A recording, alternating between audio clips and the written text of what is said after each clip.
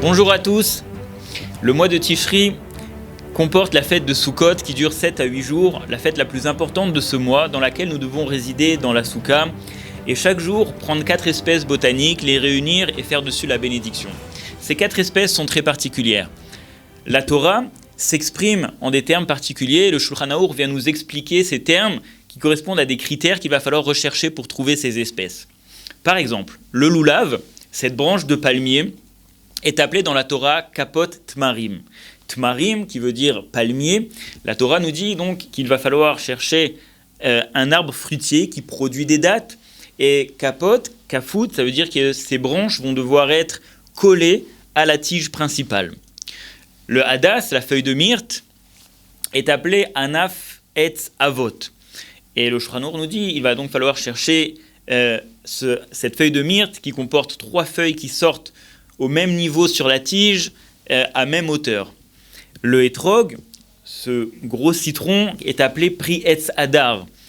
Les sages et le Shulchan Aruch nous disent c'est hadar qui réside sur l'arbre d'année en année, c'est-à-dire qu'il passe 4 saisons sur le même arbre et plusieurs critères qu'il va falloir scrupuleusement respecter. Ça, c'est pour les 3 premières espèces. La 4e espèce est la harava, la feuille de saule. La feuille de saule est appelée dans la Torah écrite Arve Nachal, la feuille de saule qui pousse près du fleuve. Et là, le Shulchan Aruch nous dit, c'est vrai qu'il est marqué près du fleuve, mais nous ne devons pas être scrupuleux sur ce terme. Nous allons élargir la définition et nous allons pouvoir même prendre les feuilles de saule qui poussent dans un jardin, qui poussent dans une cour. Et il ne va pas falloir aller la chercher spécifiquement près du fleuve. La question qui se pose est la suivante. Pourquoi pour les 3 premières espèces, nous avons respecté scrupuleusement les termes de la Torah en ce qui concerne les critères? Et pour la 4e, qui est la rava, la feuille de saule, le Shulchan Aruch nous a dit on ne va pas être méticuleux, on va élargir à toute l'espèce concernée. Les commentateurs se sont déjà penchés sur cette question depuis des millénaires et le Midrash nous révèle le secret de ces 4 espèces. Mais laissez-moi tout d'abord vous poser une question. Pourquoi aimer un juif? Pourquoi aimer son prochain juif? Par sa sagesse illuminante, par sa réussite matérielle spectaculaire, par ses qualités dont il est doué? Très bien.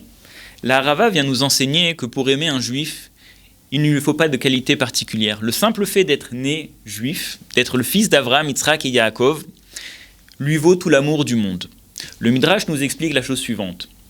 Le loulav a un goût, mais pas d'odeur. Le loulav allusionne ce juif qui excelle dans l'étude de la Torah. Le Rav, le Talmid Chacham. Le hétrog a un goût et une odeur. Il représente la catégorie de juifs tzaddik, il est parfait, il excelle à la fois dans l'étude et dans l'accomplissement des mitzvot. Le hadas a une odeur mais pas de goût, la feuille de myrte. Il correspond au juif qui craint Dieu, qui est scrupuleux dans l'accomplissement des mitzvot. Et la harava, nous dit le Midrash, la harava, sache qu'elle n'a ni odeur ni goût. Elle correspond au juif lambda. Mais alors, pourquoi devoir la prendre avec nous parmi les 4 espèces? Elle n'a pas de caractéristiques. Eh bien, c'est tout simplement parce qu'elle fait partie de la famille. Elle est née juive, elle n'a pas travaillé, elle n'a pas dû étudier la Torah ou accomplir les mitzvot de telle ou telle manière pour acquérir ce statut. Le simple fait d'être née juif et d'avoir reçu une âme divine, encore une fois, lui vaut tout l'amour du monde. Et c'est le message que vient nous enseigner cette feuille de saule, cette harava. Kadosh Baruch Hu nous dit, vous savez, pour être ensemble, pour être unis, pour pouvoir faire la mitzvah, il va falloir prendre chacun avec ses différences et les unir ensemble, et non ne pas devoir annuler les différences pour créer l'unité. À la semaine prochaine.